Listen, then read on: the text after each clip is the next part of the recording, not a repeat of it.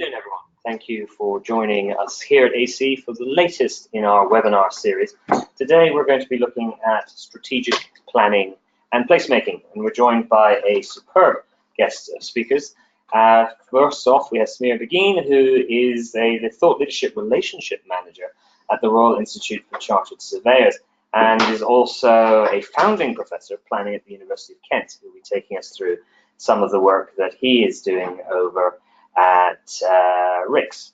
We're also joined by Victoria Hills, who is the CEO of the Royal Town Planning Institute, with a huge level of experience coming from a TfL background and also having worked as the CEO for Old Oak and Park Royal Development Corporation. She's now looking at how the RTPI can support its members going forward in this space.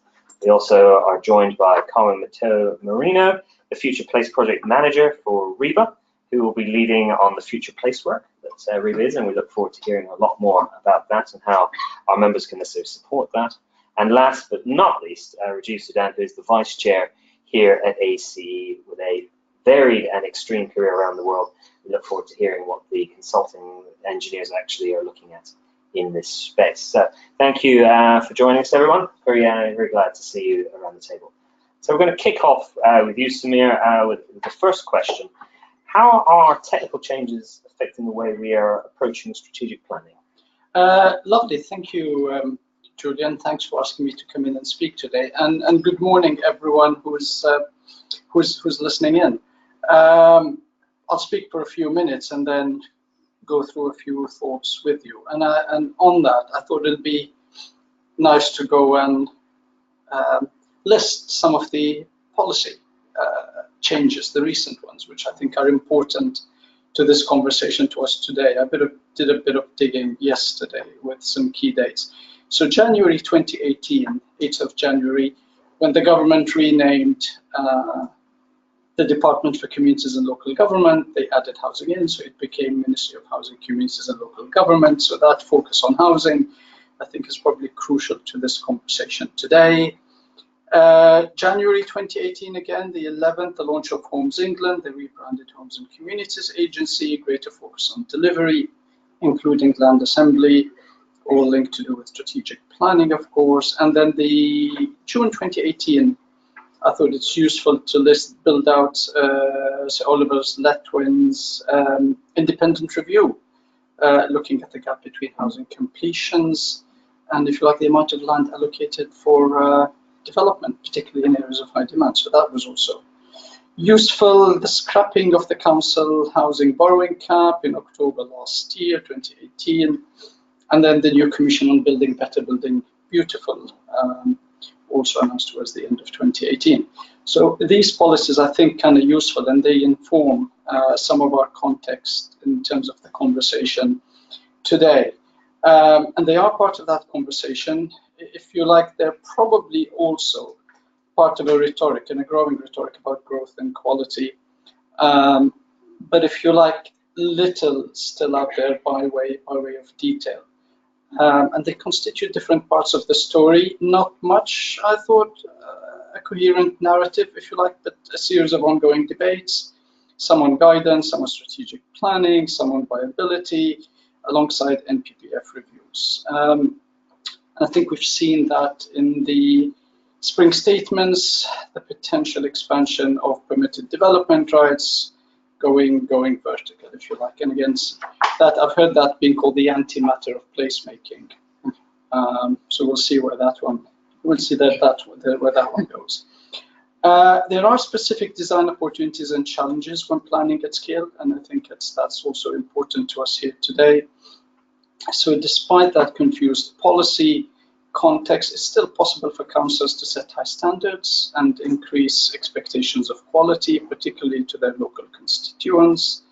And I'll talk about this towards the end, on talking about some of the RICS commissioned research on, if you like, permitted development rights.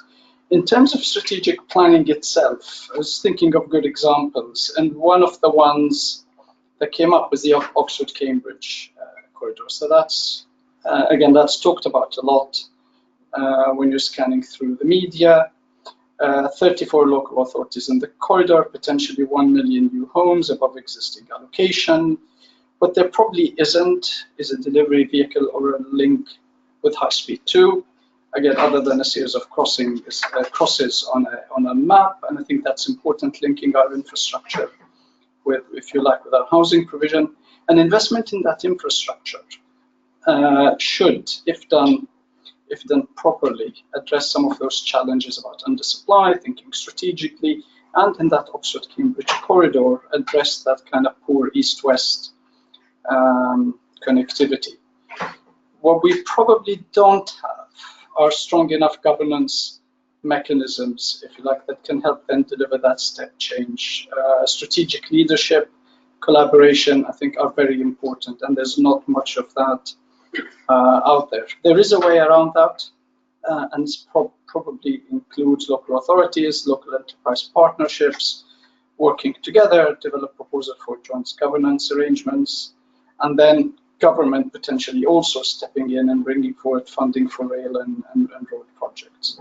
If you like, part of a wider strategy for planning and housing, extra investment in transport, and also link homes and home building on those major strategic sites to employment, and again, and link that while you're doing that to higher quality development, which I think is important. So the quality of place and space within those developments becomes really, really important. There is then coming out of that, if you like, the matter of skills. So the matter of skills that planners potentially, surveyors as well, and other built environment professions across the board, in fact, across all of the built environment professions must look at that. And I think every single professional body is already looking at that. Certainly from an RICS point of view, the future of the profession work has already identified skills and other drivers of change across the profession, and there will be some substantial pieces of work coming out of that before the summer. I mentioned before the RICS's piece on permitted development rights, and that's a widely cited piece in the way it looked at, if you like, the impacts of extending permitted development rights to office to residential, focusing on that change of use in an English context. That report looked at the impact of policy in England since May 2013 up to midpoint through 2018 to convert a building from being an office into residential use without needing planning permission. That report found that the quality of those schemes varied enormously. There were some high quality developments, but the policy has also allowed extremely poor quality development to take place and be developed. Some of these include smaller apartments, studio flats, around 30–40% below national space standards, which is a real shame. And then residential developments in the middle of industrial estates, and we've all heard the stories about kids having to run through industrial areas to get to school, and so on and so forth. So I think that work has certainly been flagged, and again ties in nicely with, if you like, with the whole quality of space debate. Okay, thank you, Samir. And just a quick reminder to our listeners that if you have any questions for the members of the panel or any issues that you wish to raise with us, please send them in. We will be having an opportunity to ask everyone on the panel those questions. It makes it more lively if we can hear from you listening out there as well as the people here in the room. So thank you very much. So moving to our next speaker, Victoria, how do you think consultants add value to the strategic planning phase? Well, thank you, Julian, and likewise, thank you for the invitation to join this morning's discussion. I think we're now at lunchtime, UK time, of course, because we may have people listening from all over the world, we hope. This is a really timely question for us, not least because there is a perception that some of the professional bodies and learning societies are very sort of public sector, local authority focused, but indeed 45% of our members are actually private sector. So we're getting to a position where we're pretty much 50-50. So a huge slug of our 25,000 members globally for the Royal Town Planning Institute are private sector, and therefore likely a big majority of those are likely to be consultants. So really relevant topic for us at this moment in time, not least because planning, placemaking, the quality of places is rarely out of the headlines, it's rarely out of the news, whether that be driven by the need for housing or climate change, or we've just been hearing about extreme examples of place space, but you name it, it's in there most days in the national news. So if we look at the role of the consultant, just before we do, and I'll say something about how the consultant can add value to the work of strategic planning, just taking a step back, we're delighted that we are indeed now talking about strategic planning again. It's very much in vogue. There had been times where planning could be seen to be sort of relegated to a bit of a tick box regulatory function. And what we're seeing now is there's a renaissance in strategic planning. There's a real desire for people to let's join the dots, because what's currently happening perhaps isn't working to have the best quality outcome. So we're delighted we are talking about strategic planning, and we are making a case on behalf of our professionals, the importance of joining the dots at the strategic level. Because if you just focus on planning as a regulatory function, you really do miss the opportunities to add value to deliver strategic objectives of places. In particular, if you take an average corporate strategy for a local authority, I've looked at quite a few of them over the last year, you'll find that probably 80 to 90% of the stuff, that's got to be delivered in there is related to placemaking and strategic planning.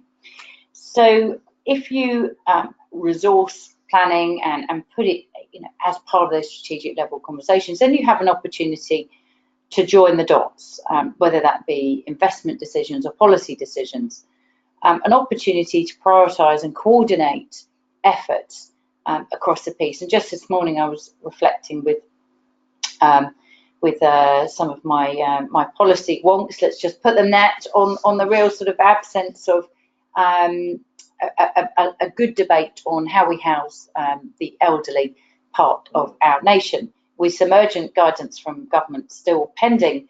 To use their words, there is a crisis now in housing the growing elderly part of the population. And if you just look at that in isolation, it's quite hard work. But if you look at it holistically across the local authority area, and I think this is somewhere where consultants are very good, and I'll get to answer the question very shortly, is you can see that big rising costs in local authority budgets relate to social services, adult social care, and housing elderly people in care. It's far cheaper and actually happier for some of those older citizens to stay in their homes for longer. The problem is there aren't the places that they can downsize or relocate to, so they get sort of pushed into let's just say care homes, and there's a whole plethora of terminology associated with housing elderly people, and that's very expensive.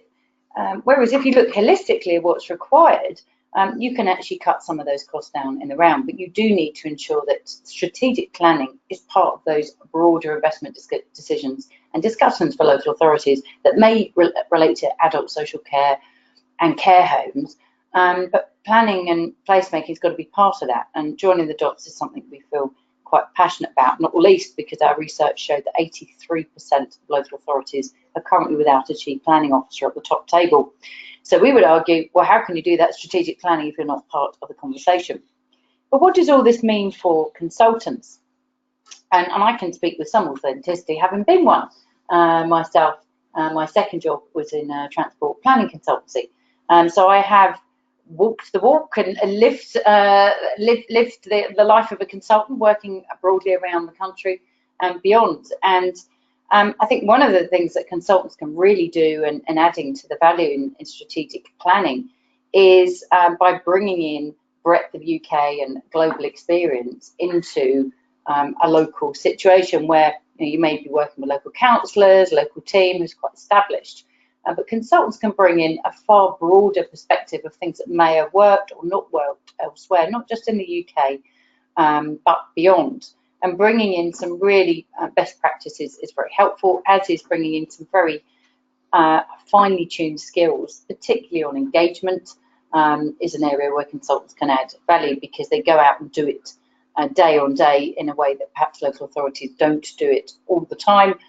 And I think the role of consultants bearing in mind it's an increasing role, and I'll just say a couple of words on that actually, because whilst 45% of our membership is private sector, it's now the case that of the number of applications that come through for professional membership, it double the amount coming from the private sector now than the public sector. So this is a growing part of the profession in its wider sense, and I'll come back and say a little bit on the profession in a moment. This is a really, there is an important role and responsibility, I think, for the consultants to actually help to provide some capacity and upskill and provide some flexible resource to local authorities who are quite frankly sort of calling out for it or crying out for it. There's a real opportunity here in upskilling through the apprenticeship levy. We've just launched our Chartered Town Planner apprenticeship, which is a level 7. It's a master's level. This is serious business in terms of bringing in people into the profession.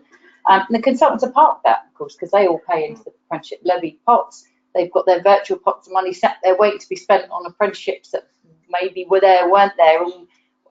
Now in moving forward with at the level 7, we've got something there that the consultants can really get stuck into from a strategic planning perspective. I've been talking about consultants in a very sort of loose term, but it is important to differentiate, of course, that we have a very lively and growing network of independent consultants i.e. sole traders, and they're a growing part of our membership. And then we've got some interesting moves in the world of consultancy with mergers, acquisitions, where we have sort of small to mediums, and then now the kind of supersized, sort of over 120, 130, 150 just last week. You may have noticed that WSP have bought Indigo Planning. So there's an interest, a lot of moving around in the world of consultants at the moment. And we think it's quite an exciting time that you have major international companies seeking to buy homegrown British consultancies like Indigo.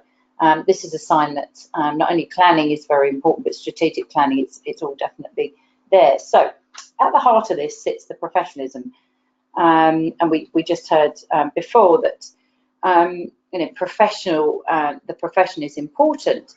Well, this is where the consultants are best in class, because they support professional development and they take professional expertise very seriously in a way that we want to see sort of washed through back to the local government side of things, where it used to be, I should say. But I hear time and time again how graduates are supported in their professional development, their professional qualification, the mentoring, and the whole package that goes with it by the private sector and consultants. It's not happening so much in the way it used to in the public sector. So I think there's a real opportunity for us to harness that passion and commitment to professionalism that the consultants bring and add value to, and get some of those messages back across the public sector, where we're seeing that less. Because why is that important? Well, consultants tell us that actually this isn't about public versus private, this is about getting the whole system to work better. And unless you've got the intelligent clients working on the client side in the public sector, and people there to hold the ring, then it's difficult for consultants to add value to strategic planning, because they're not being cliented in a way that's actually enabling them to really get to the value that they want to add. So I think I'm 10 seconds short my 10 minutes now, so you better shut me up, Julian. But as you can tell, I'm very passionate. I think there's a great bright future here for consultants to be part of better strategic planning, but at the heart of it lays professionalism and resourcing. No, thank you, Victoria. We like the passion. That's why we brought you on. Absolutely. Very interesting talk. So thank you very much for that. And remember, everyone listening, you will get your chance to put your questions to the panel as well. So moving on to you, Carmen, and to take us a bit forward, and particularly around the work that you're doing at RIBA around future places. Kind of a joint question here. You can answer it however you like. What is or should be the role of consultants in the initial planning phase? Thank you very much. Rather than talking about the role of consultants, first there's the question of having the right teams in place at the right time in the process. The RIBA believes that it is key that the consultants, in this case the architects, are in place and actively involved from initial phases of the planning process. We are encouraging clients, whom at this point, initial point, are local authorities, to see the value of that expert advice in early stages of the planning process. This is precisely why the RIBA got together with the RTPI, with the CIH, and the LGA to launch the Future Place program, recently joined by Homes England too. A program that seeks to unlock placemaking potential at local level by promoting, supporting, quality and design, future thinking and knowledge sharing. So last November we launched a open call to local authorities to put in writing the very initial overarching vision and how they are currently working across their programs to deliver the wider ambitions of the local authorities. By creating great places, we encourage joint submissions and cross-sector collaborations that Victor was just making reference to. We received 43 submissions covering more than 90 local authorities in England, selected the final 5 future places. For instance, Bradford, that is transforming the city centre by creating new homes and economic opportunities to attract and retain young and diverse communities. Greater Exeter, that is looking to be recognised as a global leader in sustainable living, and one of the most active and healthy and accessible cities in England. Then Great Yarmouth, attracting and retaining visitors, tourists and skilled workers, including regeneration of their town centre, and enhancing the town's tourism, culture and heritage offer. Then we've got Gateshead, which is creating a lively, connected town centre, promoting health, well-being, social interaction, and better quality of life. Finally, we have North Northamptonshire, which is advancing their ambitious growth agenda by increasing the population of 25% and ensuring high-quality design. We are now focusing on 3 areas that we consider key.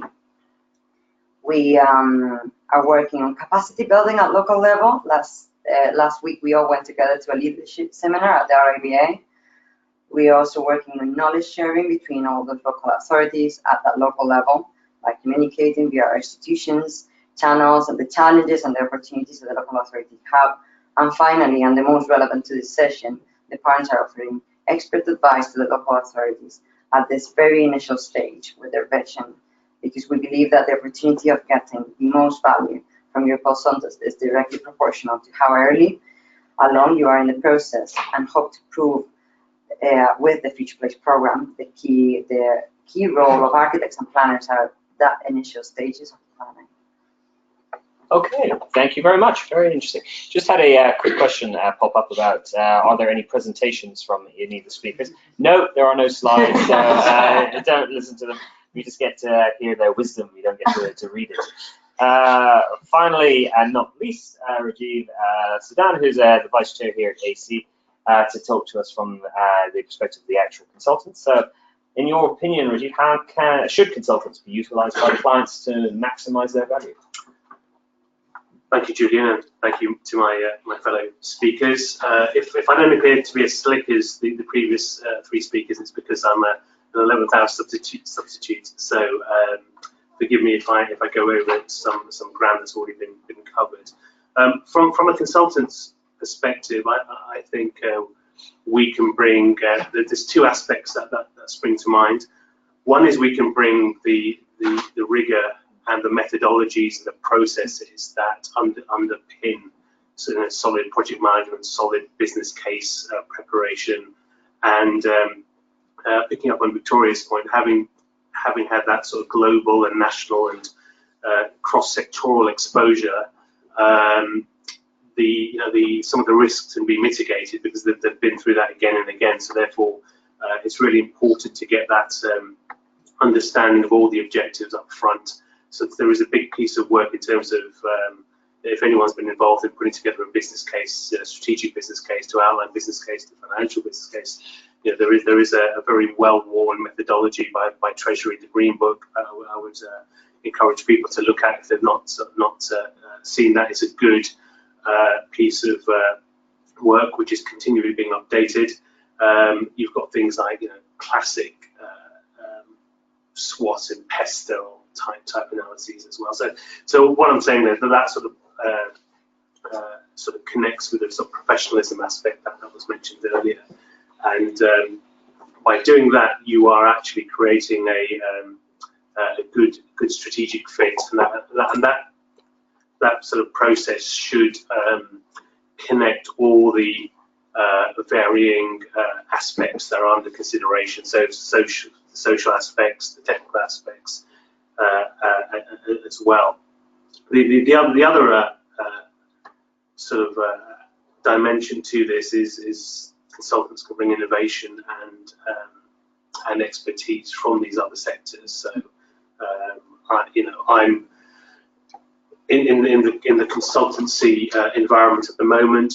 Planning, placemaking are actually hugely important. They're growing trends. You're seeing big consultancies create placemaking teams and business units themselves because they see this as a growing sort of service that needs to be provided. So therefore, they're investing. We are seeing quite interesting consortia being created. It's not just your classic consultants coming together, but we're seeing the likes of Google or people that are in the sort of geospatial space, like TomTom or people like that, are actually coming together to create a more holistic and, dare I say, innovative approach. So that all leads to a very exciting and sort of place to be. Obviously, consultants, wearing my pure consultancy hat on, in order to do all this innovation, they need to be suitably incentivized as well. So there is, I'll only mention it once and never again. The commercial and financial rewards to all of this need to be clearly outlined and tabled, and because obviously the old mantra of you get what you pay for is the case. So therefore there needs to be that sort of understanding that or appropriate incentivization. Obviously, these projects are going to potentially have a very long life as well, both in terms of setting. I've talked about the business case. It then goes into the procurement and commercial and economic aspect, and then there's the there's the implementation phase as well. So some of these projects can go on for decades. My last point, because I haven't been keeping an eye on time, is just something that's always stuck with me. I'm not a planner by profession. I've kind of stumbled into planning, and as any other good consultant does, they do their fair bit. I've participated in a number of big planning opportunities. One bit that always stays in my head, and it's only going back a year or so, was it was a bid that I believe it was Solihull. Perhaps I shouldn't have mentioned it. It's in the public domain. Solihull went out to tender for a big. We'll have an interesting conversation in a moment about this one. Yeah, but there was a big. Questions. They went for a placemaking or a business case to start their placemaking sort of adventure. And the first line of the bid was, "We want everyone in Solihull to live to be 100." So you read that and you think, how on earth are you going to convert that into a kind of contract? Never. But actually behind that statement is a lot of things. They're talking about actually we want people in Solihull to be educated, to have a decent work-life balance, to be healthy, for pollution not to be bad, to a place where they can bring up their kids and retire. Actually, within that one statement is everything holistically sort of captures. And so that was their upfront message to consultants. This, you need to think about everything. And I think consultants are in a good place to do that. And I'll pause there. Okay, thank you very much. Now we come into the general questions round. I'm going to kick off with a question to the panel. Everyone has alluded to the fact that we've seen strategic planning and placemaking principles really jump up the agenda in recent times. What's driving that? Why do we think that suddenly we've rediscovered the joys of doing strategic master planning? Well, I can have a go first, and it's an interesting one that probably we don't get enough time to ponder about. So we're just busy sort of getting on with it. It's sort of why now? I think Some of the drivers have come from central government in particular, and the desire for homes, a lot more of them, and being very explicit and very open about the sorts of numbers, which previously you wouldn't have heard the government sort of standing up for many years, saying by the mid-2020s we want 250,000, 300,000 homes a year being delivered. These are big numbers, and to local communities who they're probably sort of such big numbers, it's hard to relate to. On the one hand, on the other hand, it's a bit scary, really. And so, one of the drivers is to get that sort of delivery away, which is returning to significant house building in a way we haven't done for some time. The appetite locally to accommodate that sort of growth, whether that be in local villages or medium-sized towns or city centres, is only going to be palatable, if you like, if the community, in the widest sense, it understands what's in it for them. So communities are much better organised now than they have been for some time, not least fueled by things like neighbourhood planning, but also just a general cognizance of quality of life and the fact that sort of demographics in society are changing, which causes you to think about these sorts of things, whether you've got your kids living with you in your 30s, what do you do with elderly parents, you start to think about how it all fits together. And so I think one of those drivers is, we will tolerate the sorts of figures you're talking about in housing numbers, but we want to see infrastructure, and we want to see good quality design, and we want things to benefit our community. And really, you can only do that if you've got strategic planning, which isn't a kind of, that housing development there is paying for that bus stop to be upgraded. Thanks very much, tick, and off we go. I think communities have sort of gone beyond that now. They want to understand how the whole thing fits together.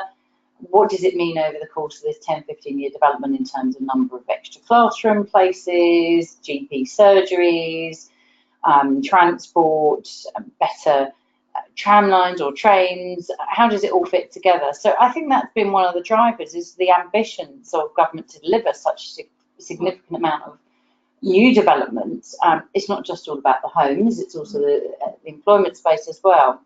And then my last point is a bit of a renaissance in our love with infrastructure. So the amount of investment that's come through in particularly transport infrastructure is sort of driving that.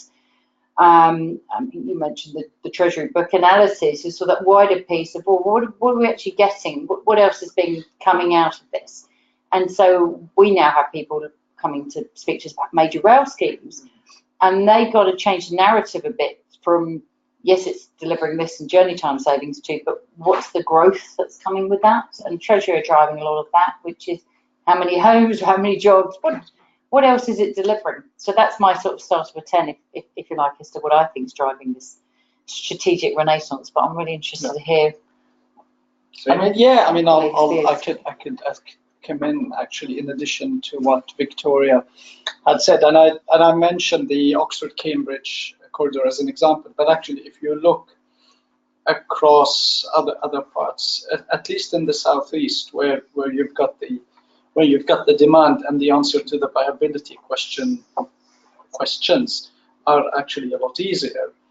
I think government in a sense has probably followed on what people were already doing. So if you take the South Essex local authorities, or 7 of them, so they've kind of been doing some form of strategic planning for at least 18 months. They've not necessarily called it strategic planning, but in a sense that's exactly what they're doing. There's been similar conversations across the Thames Estuary in North Kent, linked to the Thames Estuary Growth Commission and what that means across what used to be called the Thames Gateway lands and everything else. Link that again, like we said, to infrastructure and the delivery piece, which is probably not as integrated as it should be in the broader strategic conversation, which is the new Thames Estuary Lower Crossing, which again is one of the projects Highways England are promoting. But we've not seen there, at least if you like, that maturity of thinking around corridors of development where you kind of link infrastructure and housing and land assembly and turn that into actual communities with proper placemaking and design all the way down. So you have these things happening. And I think government probably suddenly discovered, actually, well, if people are doing it anyway, we're just going to call it what it is. And then on the other side of that is the local enterprise partnerships, where you've had over a number of years now that they've been up and running an economic development agenda which wasn't spatial. And I think what you're now seeing more and more of, if you take, for example, the coastal capital in the south, the Gatwick Diamond, or the Southeast Lake, which has been doing an energy plan, published it, I think, a few days ago, linked to the government's industrial strategy, and so on, with the spatial map that actually comes along with it. So you've had that added spatial dimension to the economic development plans, and I think it is strategic planning in a broader sense. So I think it's very well of government to kind of say, right, since you're doing it, we're going to call it what it is, and we'll try and support you. But the driving factor remains, like in the Oxford-Cambridge corridor, 1 million homes. I said over and above the allocation. I think that remains the driving factor. One final point, I think, like Victoria said, in some places where you've had the interest in housing but not the land to develop it, I think it's become crucial then to have some sort of strategic planning in place where the duty to cooperate, which local authorities have worked with for a number of years, hasn't really worked. An example which comes to mind is on my patch where I live in Brighton, where the housing need figures in the local plan are close to 30,000. Brighton only has space much less than that, and the brownfield register, which the local authority now keeps in line with government policy, probably has about 8,000 on their potential 8,000 units on there, but essentially nearby in Burgess Hill, Homes England, working with ACOM to deliver in excess of 15,000. So that's where the numbers are. So the numbers are in the bigger than local location, which is where again strategic planning comes in, and it begins to solve a lot of problems for local authorities within that strategic entity. I think there's places like Northamptonshire that are planning to increase their population by 25%. That's such a massive increase that we're suddenly realizing that good design can help us in much more to tackle the housing crisis. Many of the tools to facilitate this are already in place. What we lack is the agenda for improving the design quality of new residential development. The design standards are too often seen as an impediment, and we are now understanding that when applied correctly, they provide a much greater certainty for developers and to support sustainable developments in the future. That leaves me. Okay, so in no particular order, I think the rise of placemaking is something to do with devolution. I think with the newly created for Metro Mayors and the LEPs that have been mentioned before, I think there's been more of a bit of a local sort of groundswell in terms of, well, I'm sort of the fate of my community now lies within my own hands, and therefore there's that much more interest in terms of the linked with that is that I think stakeholders have become more intelligent and more apt in asking more holistic questions in terms of, well, actually this is what we want. We just don't want it. We don't want a road from A to B. We want that road to be pollution free. We want it to actually encourage people to encourage business, etc., etc. I think there's a lot of projects out there, but there still is there's a fight for cash. There's a fight for investment. I mean, investors will tell you that they're awash with money, but they're very focused and targeted in how they invest.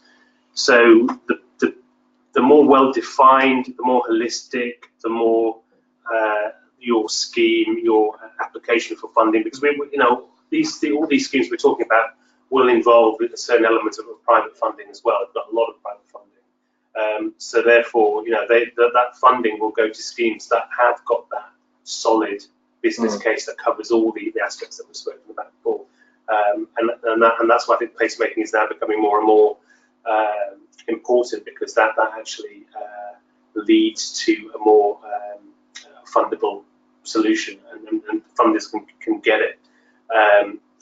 And there are interesting things about how can you create that catalyst for funding. And another example is you look at the London Borough of Sutton. They're very much focusing. They're creating a cancer hub.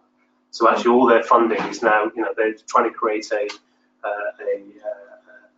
kind of environment that will attract the peripheral sort of enterprises and businesses associated with that. So R&D, laboratories, they'll need housing, they'll need hospitals, they'll need a lot of logistics, warehouses, etc. And you can see a logic to that. So you can be quite broad, but you can be quite specific as well. And that all leads to a very, very interesting landscape over the coming years. Yeah, Rajiv raises an interesting point, I think, there with devolution. We are looking at devolution perhaps in an English context, the rise of the metro mayors that may well have led this. But of course, we mustn't be blind to the fact that placemaking has been in the NPPFs in Northern Ireland and Scotland for some time. So is this just more of a case of England catching up with the rest of the UK?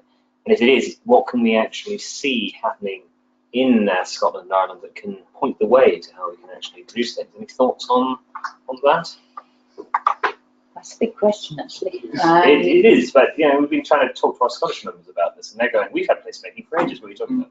Yeah, I mean, if I reflect on, it's probably not the best thing to reflect on the moment, but the Scottish planning bill that's currently going through at the moment, which isn't without its challenges, let's just put it that way. But one of the things I think where they are absolutely ahead of us, and we look to Scotland, and fingers crossed they get the bill through, because we've been lobbying to get certain sort of aspects which are pushing it more of an open door with government up there. And one of those is the role of the Chief Planning Officer that I've just referred to earlier, because we think that that's a really important strategic role for having a effectively statutory function, which is the person who's championing placemaking within a local authority. So there is provision in that draft bill for a statutory Chief Planning Officer to make planning great again, if you like. Well, because you have a statutory Chief Finance Officer, and it's their responsibility to make sure that money is spent correctly and effectively to stop local authorities going bankrupt. Why wouldn't you want to have a statutory Chief Planning Officer? It's their responsibility to ensure that we deliver good places.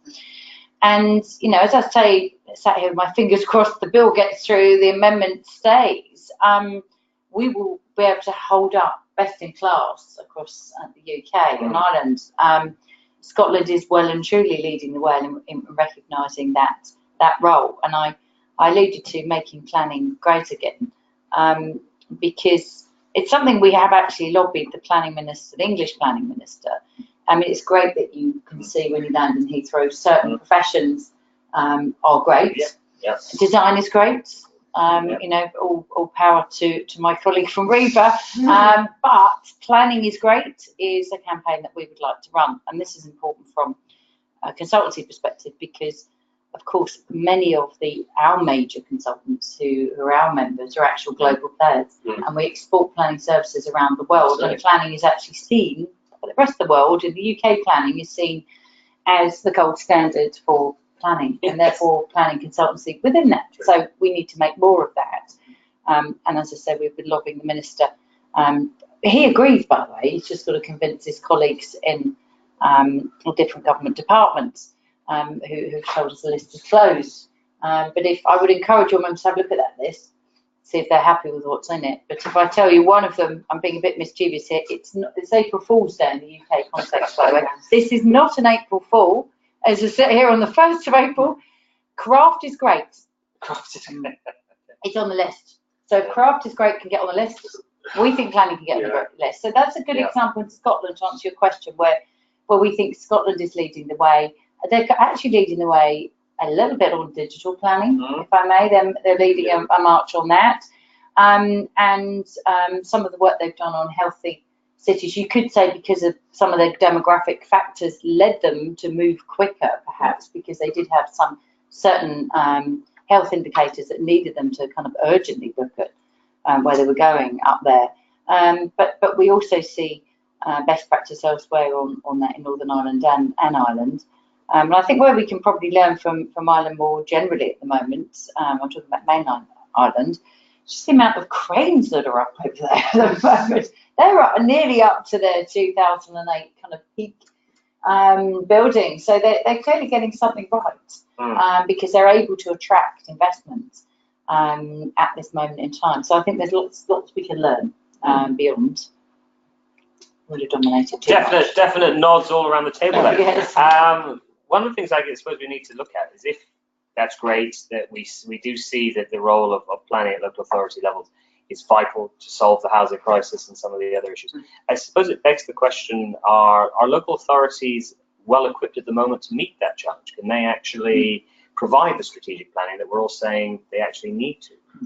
Can I? I mean, I can come in because I was going to come in on the Scotland question, and I think in terms of policy context, I mean, the Scottish system has been for a while, again, recognisably much more, if you like, in tune with the professional body's expectations and with generally the profession's need across that, so surveying and planning and design as well. And they've had since 2008, I think, after the Scotland Planning Act came in, I think around 2006. Certainly there were consultations just before that. So the Scottish National Planning Framework, which is now in its third iteration, probably going another one as well, has from its inception been spatial. And I think that spatiality, by telling you where things are, becomes really, really important. One of the first diagrams I saw back then was this triangle effectively connecting Aberdeen to Dundee down to Edinburgh and across the central belt through to Glasgow. And essentially those connections across that have over the years become really, really important. And you've seen a specialization and a diversification as well in terms of what happens where. So we've seen Dundee play around with the gaming industry, and then sort of we've seen that drop off. We've now seen, the sort of the arts and culture-led regeneration with the V&A opening as well. Edinburgh's always had the festival, and I think Glasgow played around with the idea of regeneration around the Commonwealth Games, and that's been a huge driver as well for regenerating the East End. There's now a revived impetus for financial sector-led regeneration in the West End and the centre of Glasgow as well. So you've seen these ebb and flow, and I think in terms of policy, they've certainly been more coherent, and that's certainly going back to your second question, Julian. They've been more in tune with local authorities' expectation and local councils' expectations, because they've had a more certain policy context. So while England in the last 10 years has had 11 planning ministers, Scotland has had 2, potentially 3, I think, off the top of my head. So it's a huge difference, and actually that sort of leadership from government, whether central government, devolved government administration out of the Scottish Parliament, has certainly helped, if you like, and it's given local authorities something to focus for. So in terms of design, I mean, there was a recent appointment for a design champion in Glasgow City Council, but people forget that Glasgow had one of the first design champions in the form of the architect Jerry Grams back to 2007 or 8 as well. So this is going back 11 or 12 years. So they've been well ahead of the curves. And the Scottish government has worked very closely with Scottish local authorities to try and drive the agenda forward and to bring investment. I think, speaking of the airport, I was traveling last month, we were in April now, and in advance of MIPIM, Scotland had a huge exhibition and pamphlets, talking about investment opportunities in Scotland, from whether it's development, design, and across the built environment, at all sorts of lounges and airports. So effectively, they have this wonderful brochure, which I went to the Scottish Pavilion at Miffin. They've never taken one before, and they were there next to the UK government. And they are, Scotland is hashtag Scotland is now. They are absolutely of the time. And major investments. Sorry to cut in. I couldn't resist. But you're absolutely right. I could have had any Lappard, but I took theirs. And there is a brochure that goes together with that, which again, it gives you the, if you like, the thinking and the effort and the support that at least the Scottish government has been giving Scottish local authorities to help them deliver growth and good design and good planning. Yeah. One thing from me in terms of the sort of local authority angle is, I think, and I know it happens, but I would advocate a lot more, sort of in terms of capacity building, sort of across sort of secondments, etc. I mean, I'm speaking as someone that was seconded to Birmingham City Council for 6 years, so that was a very interesting experience for me.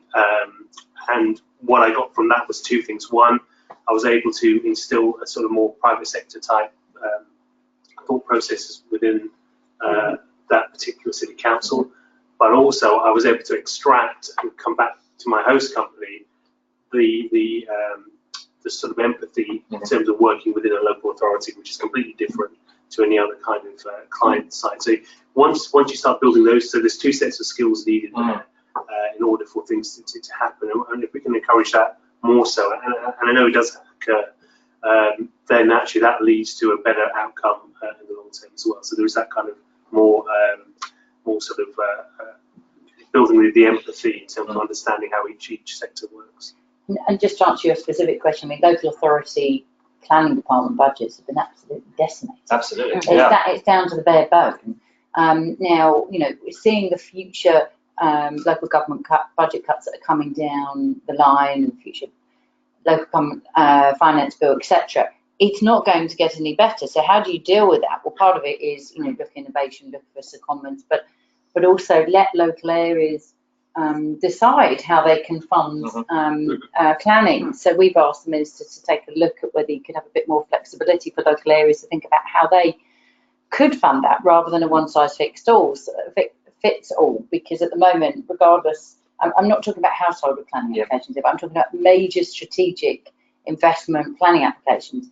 The same fee structure sort of applies whether you're in Bournemouth, Birmingham, I nearly said Bangalore, but we're not quite global yet, but Gateshead or Liverpool or Central London. That seems a bit odd, doesn't it? Now, it's not saying everywhere has to change, but it's sort of let local areas decide, because consistently consultants, developers and public sector have said, it's frustrating, particularly the private sector, it's very frustrating where there's a lack of resource to hold the ring, i.e. drive things forward. So you move from where local authorities want to get to, which is, how can we make this, how can we help you deliver this as soon as possible? That's certainly my experience with the Development Corporation. We've been established to see development away. So the starting point from developers there was, wow, we've got someone to talk to. No, because it's my job to help you deliver as quickly as possible. Contrast that with some local authorities where they haven't got the resources to provide that same experience. So recognising that those resources aren't going to be coming out of Treasury anytime soon, local areas have got to think innovatively about how they can create that, whether it's capacity building through the apprenticeship levy, whether it's consultants helping to capacity build. And as many of our large members say, look, how can we help local authorities with their professional competencies so they can get more planners chartered? And they're not doing that for charitable purposes. They're doing it because they want a better outcome and they want people qualified who they can deal with. So there is an issue to do there with resourcing. We've done a lot of research on that. But it doesn't, the approach of jumping up and down and complaining to the Planning Minister or Treasury, they're not interested. You've got to be more innovative in thinking about how you can fund it and articulating why it matters. Because to do that, you've got to focus on the delivery. Yeah, that's a good point. So turning probably to our final question, and probably the most important question actually. I'm not letting you go away with that one about financing, how we actually do this. we're all accepting that good design is important. It's needed at the very early stages of projects. It needs to come out in strategic planning. How do we make sure that we are able to finance that design within the projects? How can the client actually recognize its value? It becomes much easier, I think, when we embed that expert advice or that expert knowledge in the way of thinking and in the initial stages, because then we can then think about how we are going to finance it. If it's not embedded in the initial thinking or in the initial plan, it would become absolutely impossible to find the finance at the later stages, and some key decisions have already been done without having that expert advice in-house. Yep. We are trying to combine the two key issues that we see. One is the capacity building we were already talking about, and picking these 5 future places and proving with deliverables at the end of the program how that capacity building would be useful, and then also that expert advice and that embedding and that more, I think the more front loading the projects, or when I say projects, it doesn't need to be of any kind of scale particular. The more we de-risk them, and having that expertise and those key times and those key decisions will help the financing. Yeah, and just building on that, it's the understanding of the returns on that investment as well. From my perspective, I alluded to it right at the start. Obviously, there is that, get the business case right, and in particular the financial side of things, then things will become more slick in terms of getting it through. But equally, the last few months I've been having a lot of discussions with pension funds, for example. Now they've got money to invest, and they want to invest in housing, they want to invest in infrastructure. They're very clear. They have very clear sort of requirements. So there's in effect there's a go/no-go in terms of what they want. So certain pension funds, local authority pension funds, will not invest in anything that has a nuclear kind of label, for example. But if you can understand that, and then I'm not advocating retrofitting anything, but as long as you have an understanding of what's out there, the financial market, you can. There are ways and means of accessing that money. And if not, then you've got to go back to the drawing board, I would imagine.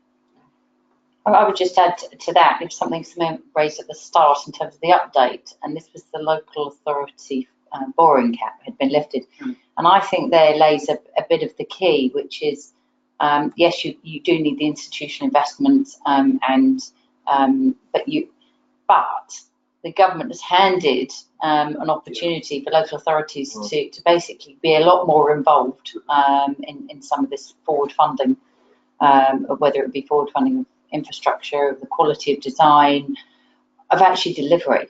And so it did come as quite a surprise, I think, over last year. No one was expecting they'd actually do it. But it is therefore a gift now that really local authorities need to grab and embrace. Not with a view to trying to bankrupt themselves, but with a view to actually getting far more involved and taking a longer term stake financially in their areas. No, and this is where potentially the professional bodies, so the RSCS, the RTPI, the RIBA, and others can actually work with local authorities to upskill the current workforce at local authority to make sure that they have the skills that would then allow them to deliver on those building programs on one side, but also to work with local authorities to say potentially explore other funding models out there. Barclays, the Barclays group runs a green fund, for example. Potentially for local authorities and house builders and others wanting to invest, in a more sustainable way in the built environment. But then you've also got more on a global level, the global fund, the global climate fund, the global environment facility, that actually fund with a certain outcome in mind as well, so that we are planning for a sustainable and a greener future. And on that note, I'm afraid I'm going to have to bring everyone to a close. We have reached our time. So thank you to everyone on the panel, and thank you to everyone who has been listening out there. If you've enjoyed our webinar today, please check out the other webinars on the AC's website and look out for future events. And have a very good afternoon. Thank you, everyone. Thank you. Thank Thank you. you. Thank you. Well, Chair.